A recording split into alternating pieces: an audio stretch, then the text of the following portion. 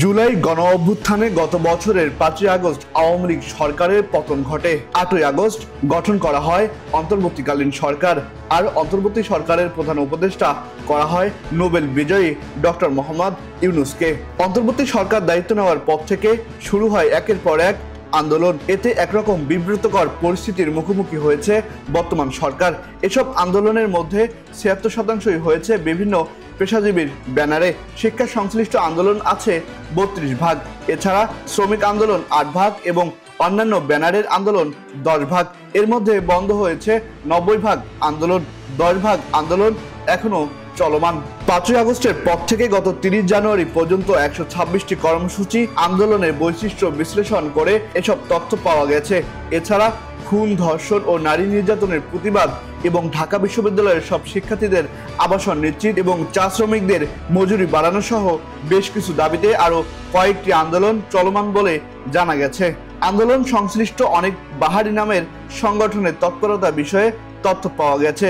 জানা গেছে গত 7 মাসে আন্দোলনের হটস্পট হিসেবে ব্যবহার করা হয়েছে জাতীয় প্রেস ক্লাব, বাংলাদেশ সচিবালয়, রেল ভবন ও কমলাপুর রেলওয়ে স্টেশন, ঢাকা বিশ্ববিদ্যালয়, শাহবাগ মোড় এবং জাতীয় জাদুঘর প্রাঙ্গণ। সবচেয়ে বেশি আন্দোলন হয়েছে জাতীয় প্রেস ক্লাবে। বেসরকারি শিক্ষক সহ একাধিক সংগঠন বিভিন্ন দাবি দেওয়া নিয়ে এখনো আন্দোলন চালিয়ে যাচ্ছেন। সরকারি কর্মচারীদের আন্দোলনের প্রধান স্থান হিসেবে পরিচিত পেয়েছে সচিবালয়। রেলওয়ে কর্মচারীদের আন্দোলনের কেন্দ্রস্থল হলো রেল ভবন ও কমলাপুর রেলওয়ে স্টেশন, আর শিক্ষার্থীদের আন্দোলনের প্রধান কেন্দ্র হলো ঢাকা বিশ্ববিদ্যালয় অর্থাৎ শাহবাগ মোড় ও জাতীয় জাদুঘর প্রাঙ্গণ। এছাড়াও রাজধানীর বিভিন্ন স্থানে গত 7 মাসে যেসব দাবিতে আন্দোলন হয়েছে সেগুলোর মধ্যে উল্লেখযোগ্য হলো চাকরিচ্যুত ও পূর্ণবহলের আন্দোলন, গণঅভ্যুত্থানে হত্যাকারীদের গ্রেফতার ও বিচার, শহীদ পরিবারের পুনর্বাসন ও আহতদের উন্নত চিকিৎসা সেবা নিশ্চিত, সরকারি চাকরিজীবীদের বিভিন্ন দাবি, শ্রমিক স্বার্থ শিক্ষা সংশ্লিষ্ট আন্দোলন, সংখ্যালঘু ও ধর্মীয় সংগঠনগুলোর আন্দোলন এবং পরিবহন ও যানবাহন সংশ্লিষ্ট।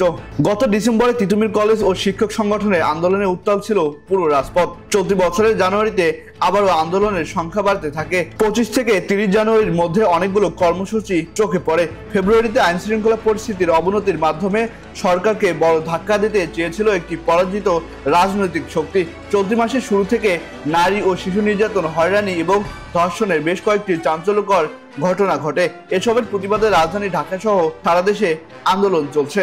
এছাড়াও বনানীতে সড়ক দুর্ঘটনায় পোশাক শ্রমিক নিহতের ঘটনায় সড়ক অবরোধে সোমবার অচল হয়ে পড়ে পুরো রাজধানী। প্রাপ্ত তথ্য অনুযায়ী গত 5ই আগস্টের পর থেকে পেশাজীবী যেসব সংগঠনের ব্যানারে আন্দোলন হয়েছে সেগুলোর মধ্যে উল্লেখযোগ্য হলো চাকরিচ্যুত পুলিশ সদস্য, 13 থেকে 22তম ব্যাচের উপসচিব, চাকরিচ্যুত ব্যাটালিয়ন আনসার, বাংলাদেশ শিক্ষক সমিতি ও বাংলাদেশ কলেজ সমিতি, স্বাধীনতা আউটসোর্সিং কর্মচারী কল্যাণ পরিষদ, বিডিআর 76তম ব্যাচের সৈনিক, বেতন বৈষম্য বিরোধী গ্রাম পুলিশ সমন্বয়ক কমিটি সহ এমন অসংখ্য দাবি নিয়ে বিরক্ত রাজধানী ঢাকা।